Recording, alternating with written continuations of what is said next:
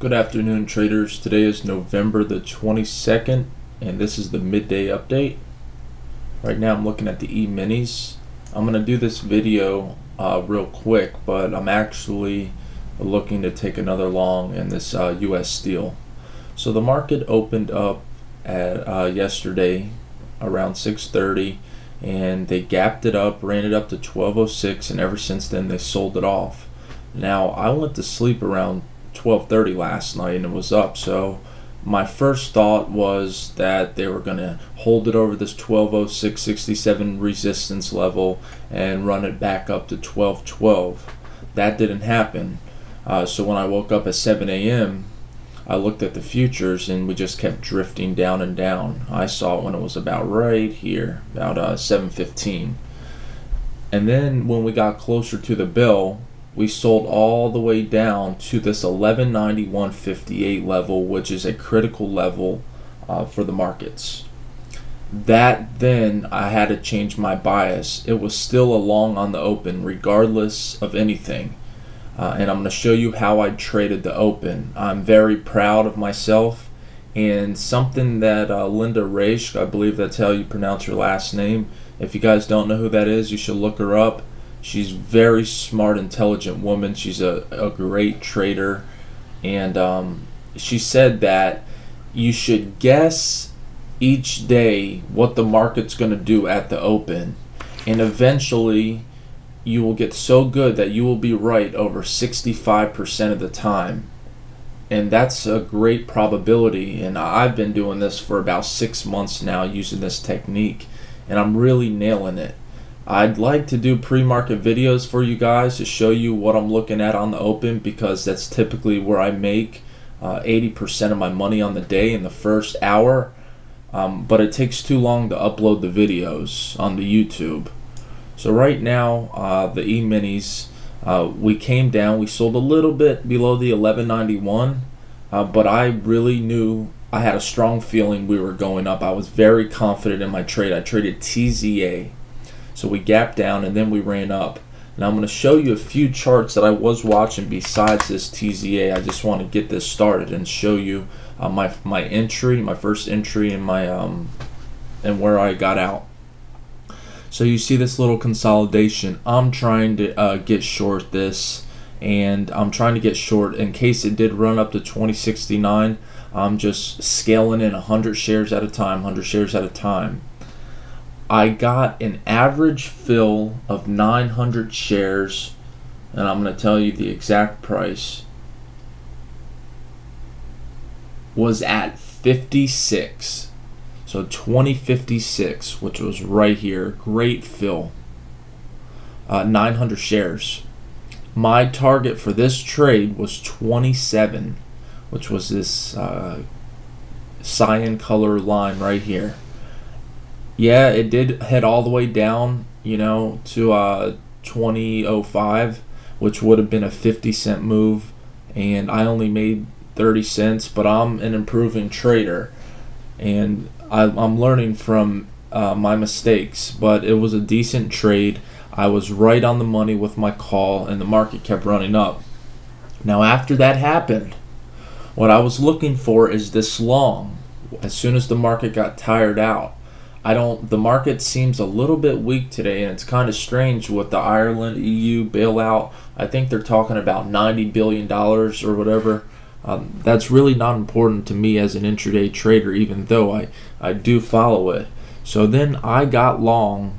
I'm very proud of this long too at 2003. Only 400 shares, but my target again was this time 33 since it was the pivot. When we ran up here to 27 and I saw a little consolidation making a little flag pattern, and I'll zoom in on this for you. This little flag pattern right here, and you see the flagpole. I sold 200 shares into this right around 24, and I held the 200, and I had a break-even stop. Actually, my stop was right here about 2016, which was Friday's low. But anyways, I still wanted to turn that into a profit. So then we ran up, and I did sell here. Once again, I sold early because they ran it up to 20.53. You can't win them all. Take profits. No one ever got hurt by taking profits. So TZA does trade pretty good in the morning, and lately that's the only time I could recommend it, because the afternoon sessions, guys, have really been terrible lately. As an intraday trader, you will get certain stocks, but you have to be scanning a lot in order to get these trades. I know sometimes I use a Trade Idea scanner to try to help me see what's moving, because I mean, you just spend too much time flipping through your charts to see where there's a move and a lot of volatility.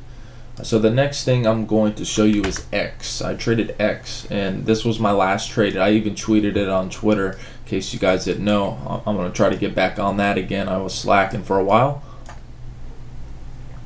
So my long in X, hold on, let me tell you the exact time.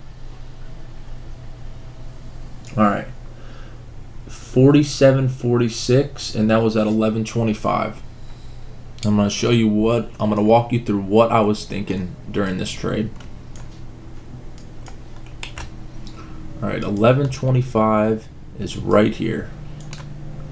And I look at remember guys, the opening line of the day. I'm going to draw it for you. It's this dot yellow right here. This is the open. So my analogy is I'm trying to make it hold over the open of the day, which it did. So I got long right here at 46. My stop was at 36. I'm risking 10 cents on this trade. We didn't hit there. We ran up, and I could have took a 10-cent profit right here when it ran to 56, but I knew that it was going to 70. My target was 70 on this trade. We came back. If I was going to get stopped out, it would have been right here. It proved that the buyers were in control. They took it back above not only the open of the day, but the 50. The 50 turned up, and then that's when we got the move. Here's the 70, and I sold it right here. And it actually ran up to 76, but that's another grade A trade. And right now you're looking at X. We come back down. Where do we bounce off, guys? The open of the day, 44. It ran up another 10 cents. If you just find your levels and you get really good at trading them, I promise you this is definitely a profitable strategy as long as your risk is clearly defined in your targets. And look what happened just now. This is intraday live trading. We came up, we ran up to 54, 10-cent profit. They sold it right as soon as we got on the 50. I can't urge you guys enough to let you know how strong the 50 period average is on all time frames. That's what the most traders watch. Next trade is Visa. Now I usually do not bottom pick a stock, but this one I really nailed it, and I'm only risking 10 cents throughout the day. The share size is not important as long as you're making good trades. If you ever want to get a job being a professional trader, a lot of these banks aren't going to look at you unless you have a degree or you could be very beneficial to their firm, or they'll sign you on for an internship that's hardly, I don't think it's any pay. If it is, it's hardly none at all. So whether you're trading 100 shares or 1,000 share lots, they want to see how you do. They want to see a good track record. All right, so anyways, my long on Visa was at 11.11, and I'm going to pull that up for you. 11.11 right here where my crosshairs are, this candle, and I got long at 32. Look at this, and I teach this method to everybody. Alright guys, remember, we make the low of the day. This is after a sharp sell-off. We knew that a bounce was coming. Then right here, our strategy is if we don't hold below the low of the day, if this candle goes below it and then snaps back up, we try to get our order filled as quick as possible. So as soon as it hit 28, I put my order out there at 32 to get filled. I got filled. My stop was a clear defined 10-cent stop. You even could have put it a penny under here, but a lot of the bots will pick you off for a penny. And then we ran all the way up, and I sold it at 72, which was right about here. So 32 to 72, that's a 40-cent move in about 10 minutes. Those were the trades of the day for me for the morning session. And before I let you go, I have to show you the dollar index, which I'm watching very closely today. You see this turquoise cyan line running all the way down, and that's what all the traders are watching on the street right now. We came down, we bumped it, we're still below it. However, we did get a little buying action today. On balance volume did turn back up, excuse me. We're still above the 20 and the 50. We're actually above the 50 right now. So all the traders are looking for us to break above this cyan color downtrend, pull back, and then head up towards the 80, and that's going to create some selling pressure on the markets. Next thing we must look at is the gold market. I show you guys this every day, and the gold is still holding this 50-day moving average right above it. 1364 is the 20-day moving average, and gold kind of looked like it traded with the market last night. We came up and then we sold off, and 9:30 came. We got a little buying off the open, and then we had this big drop off, 1356, about a 10-point drop off, not significant. We came back up, and now we're cruising again. And, like I said, if gold could hold over this 1351 level, we're going to start looking for higher moves here. We got to take out this high, though. We put in earlier, 1358. Next, we look at crude oil. This is probably what I'm going to leave you with for the day.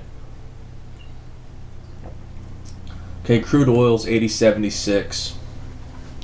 You're not going to see this at the gas pump right away, but if we could get below 80, which I highly doubt is going to happen, I hope it happens, but we have to accept the price action and that they want to run crude to 90 before year end. If we did get some selling pressure in crude today, I just do not see it going below 79.75. And 80 is a psychological level, so you need to keep that on your radar. And another piece that you need to know is Goldman Sachs, another insider trading allegation. And I mean, guys, what does this happen? Every 2-3 months, Goldman gets tried for insider trading. They're not going to get convicted. It's Goldman Sachs. They've been controlling the entire market since they first opened the firm in the early 1900s. I mean, they have so many government ties. Your opinion might not be the same as mine, but we have to understand. I mean, have they ever been convicted of anything? When they created the whole bubble, they were a huge part of planning it, and they profited off of it more than anyone else. During the housing collapse, they didn't get in any trouble. So I really don't think they're going to get tried now. There is some selling pressure on the market. Goldman's down about 6 points. But nothing's going to come, and as soon as they come out and say, oh, they're not guilty, the stock's going to pop right back up. So I hope you guys make a lot of money going into afternoon session. Be careful. If you made money this morning, protect your profits. And I'm going to try to get a video out later on to show you guys what stocks I'm going to be watching for tomorrow morning. And I know I keep trying to prolong this, but Waste Management on a daily time frame, it looks pretty good. I posted this on another account when I did another video for a friend, but look at the daily chart. If we could hold above the 34.63, which is the 100-day moving average, we looks like it wants to go higher. It has huge call volume, guys, and look at these two volume bars. We usually trade 2.7 million shares a day. In these 2 days, we traded about 15 million shares.